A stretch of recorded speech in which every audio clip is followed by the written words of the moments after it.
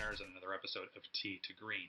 In this episode, I'm going to talk about how weather can change your DFS PGA lineups. And before we kind of get into that, there is one basic thing you need to know about how tee times work PGA tournaments. So in almost every PGA tournament, not every single one, there are a few exceptions to this, but in most PGA tournaments, there are about 150 golfers and in the field. And what they do is the players that tee off Thursday morning will then tee off Friday afternoon, and then vice versa. The players that tee off Thursday afternoon will be teeing off Friday morning. Why do they do this? This is basically because, generally speaking, and this isn't always true, but generally speaking, if the weather is relatively calm, the course will be easier to score in the morning as opposed to the afternoon. In the afternoon, the courses and the conditions are a little bit windier in general, and the courses are a little bit softer in the mornings, and those are positive things. Or the course playing softer is a positive thing, and wind is generally not a good thing. So that's why they usually stack the tee times like this, and they try and keep it as evenly as possible. But of course, weather is not always calm and plays that way, and it can definitely change, and weather can definitely play a role as to which tee time grouping is more favorable versus another, and that can help you get an advantage in daily fantasy. So let's first talk about rain. We're going to talk about rain, and then we're going to talk about wind, and then a couple other things. So, but first we'll talk about rain. Most daily fantasy players that do PGA and most average golfers think rain is a bad thing and it's harder to play in. That is not true at all, actually. For all intents and purposes, rain is a good thing for the most part. There are a couple exceptions to this, and I'll get to in a second. Rain is good because it softens the golf course. This is really good because players can attack the pins. When the course is drier and it's more firm, players have to worry about, okay, the green is shaped like this. It's multiple tiered. I have to hit the ball here so the ball rolls out. And because if they hit the ball right at the pin, the green might be too firm, and they're going to end up 20 yards over the green, and they are in the water, or they're in the bunker, or some really thick rough. So, but when the course is soft or the greens are soft, players can just say, oh, here's the math, here's the distance, and here's the club, and I can just attack the pin right at it, and boom, I'm 5 feet pin high. The other thing that can also help is inaccurate tee shots will not roll out nearly as much. Sometimes the balls will just plug once, like a lot of times if players pull the ball to the left side of the fairway and it's hooking, you'll see the ball roll out into the rough and on an awkward lie, or maybe into a water hazard or a bunker. But if it's soft out, it won't roll out nearly as much. The penalty won't be as bad, or maybe the ball will just plug and catch the fairway. So the soft conditions certainly help in that regard. And then also the greens can definitely be slower, which is definitely a very good thing for pros, because they definitely feel like they could be more aggressive with their putts. And especially, for daily fantasy players that often don't play in PGA Tour conditions, I promise you, these guys are playing on the most difficult greens, and they are playing on extremely fast greens as well, and they are extremely difficult. And you put pros on a softer green that's a little bit slower, they can be extremely aggressive and just start holing putts left and right, and it's a huge advantage there. So the downside is that, yes, if the course is softer, the course will play a little bit longer. Like I said, the tee shots will not roll out nearly as much. But oftentimes, like if you're playing a really long course and there's like a 500-yard par 4 and the tee shots aren't rolling out, the course, like the superintendents and the course officials, they know this, so they might move the tee boxes up actually a little bit if they think it's going to play unfairly long. So really, it's not going to be that big of a deal, and sometimes they'll leave it the same if it's not going to roll out, if it's just a little bit of a difference. But for the most part, if there's going to be a really bad unfair advantage, the course superintendents know this, and they work with the PGA Tour, the USGA, or whoever's running the tournament, and they make the course try and play as fairly as possible. So in any case, in ways rain can hurt if there's really heavy rain during play. And the truth of the matter is, though, this can often lead to play being suspended, and we'll get into what really suspends play in just a little bit. But for the most part, as far as like, if it's a little bit of light rain, that's a good thing. If it's a really heavy rain, yeah, that can be kind of annoying to deal with. But most often, because we're not dealing with like college golf or high school golf, whereas coaches are often concerned about, okay, the kids can only miss so much class, or the kids can only miss, so many days in school. Like they're just trying to do whatever they can to get the golf tournament in, and they'll put them out there in heavy rain, so to speak. PGA Tour doesn't have to worry about that as much. They do want to get the tournament in a reasonable amount of time, but they obviously have a lot more flexibility to deal with in that regard. So heavy rain can be kind of an annoying thing, and then the most annoying thing really can be is if there's wind with the rain. Which is, and we're going to get into the wind part here in just a moment. But so if it's wind and rain, then it's a whole nother story. And then also if it's really cold out too, if it's freezing rain, that can be really annoying to deal with. But that's really unusual for kind of obvious reasons. This is why the PGA Tour, to begin, January play, they're always in Hawaii, and then they're in California and Arizona, and they're in the warm parts of the country and during the wintertime, and then that's why they move into Florida in February and March, and then eventually they get to the South and the Midwest, obviously more in the summer, and so obviously that's why it's done like that. So it's unusual. You'll find that at the British Open, and occasionally on some really weird, bizarre weather in the South, it can pop up into it. Sometimes some really cold weather, but again, very unusual circumstances that'll happen.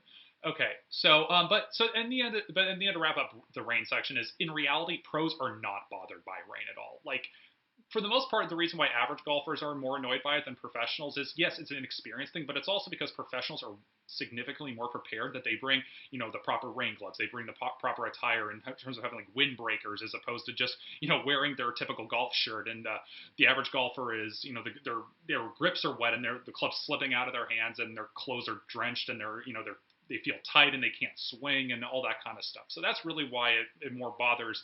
You would think that rain would just be more bothersome to everyone, but in reality, pros are significantly more equipped to deal with this and they're used to it. So rain is, in generally speaking, is actually seen more as a positive thing, especially leading up to the tournament, maybe as opposed to during it, but during it as well, if it's just a little bit of rain. Okay, so as far as wind, this I think is pretty commonly well known, so I'll go through this a little bit more quickly, but wind is obviously a bad thing.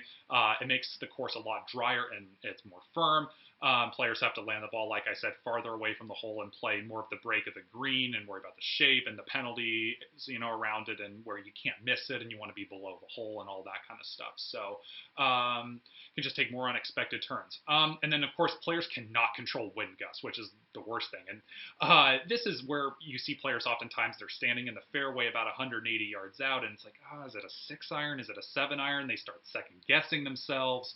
And, next thing you know, they just don't make a good swing. And I'll say this personally from playing a lot of competitive golf in my life, is just saying that wind, while it is extremely challenging to deal with from a physical standpoint, it's also extremely mentally draining to be out there playing, walking course for 5.5 hours and having to deal with this constantly, shot by shot, and dealing with all the craziness and the variance of it. It is extremely mentally draining and it is very challenging. And not only that, you might only be dealing it with one day, but you've got to burn yourself out and get through it. And then next thing you know, you still have to play, get up tomorrow and play the next day, and maybe even a few more days, if you're, obviously, if you're fortunate enough to make the cut. So, that's what's really challenging about wind, no doubt about it. And at the end of the day, it just brings a lot more variance and unpredictability with wind.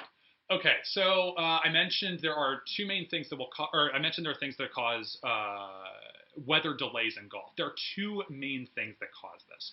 One is lightning or tornado warnings. So if there's lightning in the area, or if there's a tornado warning or a tornado spotted nearby, just like any other sport would be or any other league, the PGA has certain guidelines and rules that if there is lightning in the area and if there's tornado in the area, that they will suspend play, they blow the horn, everybody comes in. It's very standard. So that is the one thing you can always look for ahead of time when you're trying to assess, will play be pushed back? That is definitely the number one red flag.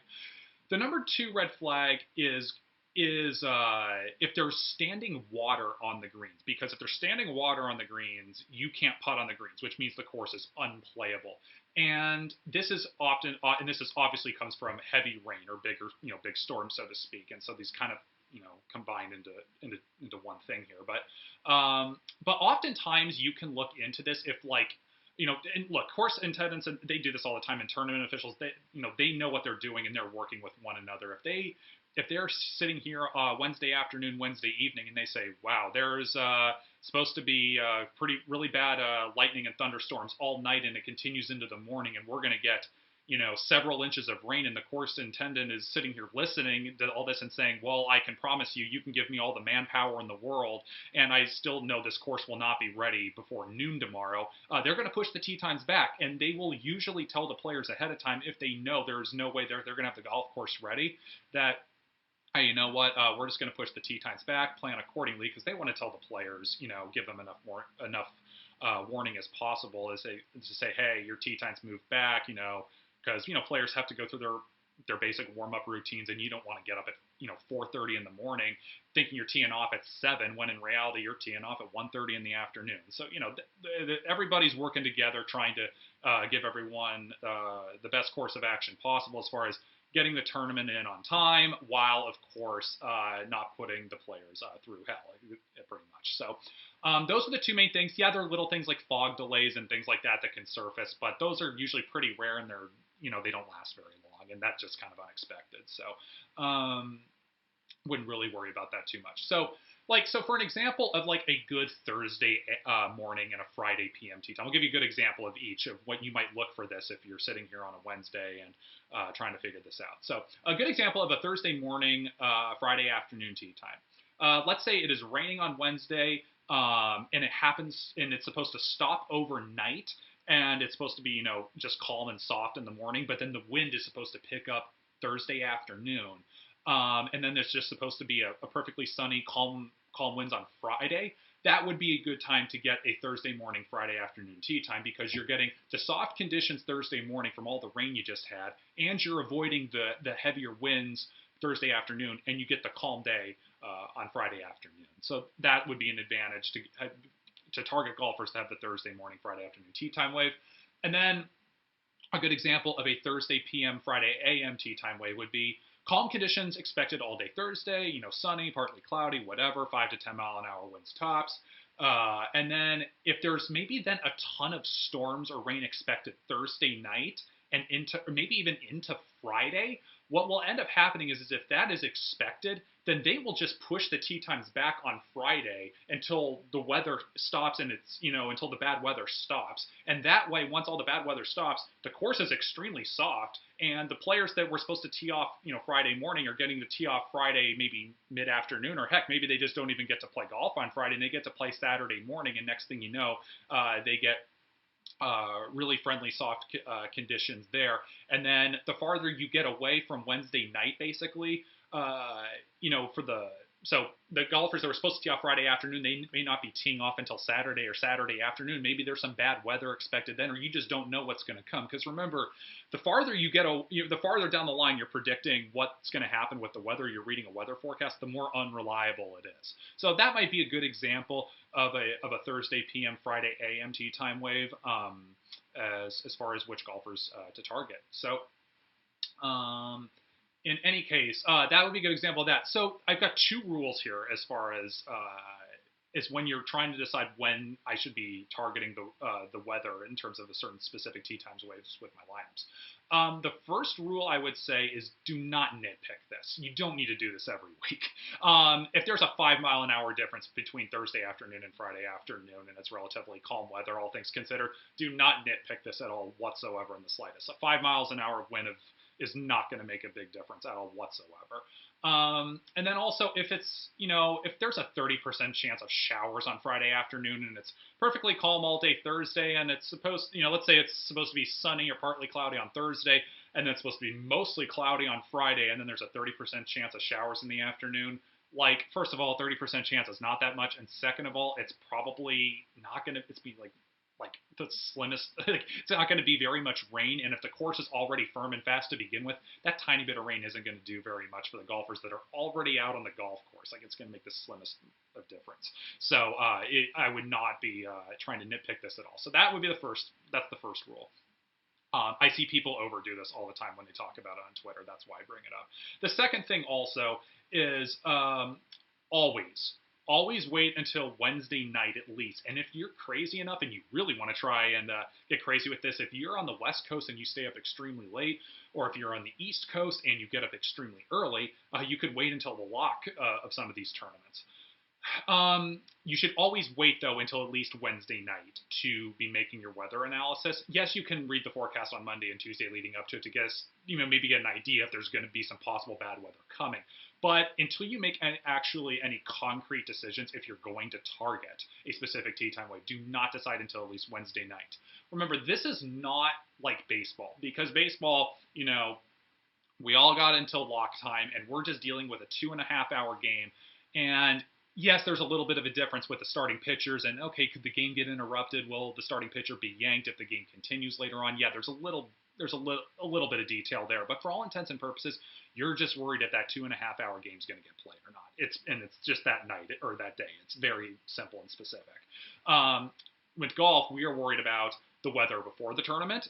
We are worried about the weather from the start of the start of Thursday's play all the way till the end of Friday's play. Saturday and Sunday, it's far enough out that you're just, the weather, it's going to change by the time you get to Friday, what the forecast is supposed to be on Saturday, and you need to make the cut by the end of Friday anyway. So this is why we don't worry about Saturday and Sunday. We're mainly focused on Thursday and Friday. So weather changes very frequently, and so essentially you just want to wait till comfortably, of course, but you want to wait till the last moment possible to really make a good decision as far as what the tee time waves will actually give you, because I've looked at weather Tuesday all the time, and then it changes completely on Wednesday. And for those of you that have done daily fantasy golf in the past, or even daily fantasy baseball, you know how much the weather changes even from Wednesday morning or Wednesday at lunchtime to Wednesday evening. You know how easily it can change. A lot of people know what I'm talking about, I think. So those are the two rules as far as the weather goes for golf. Last thing before we wrap this up. This is actually a really good thing that I don't think very many people do. I would recommend turning on the Golf Channel on Tuesdays and Wednesdays, especially before the bigger tournaments, and in particular the majors.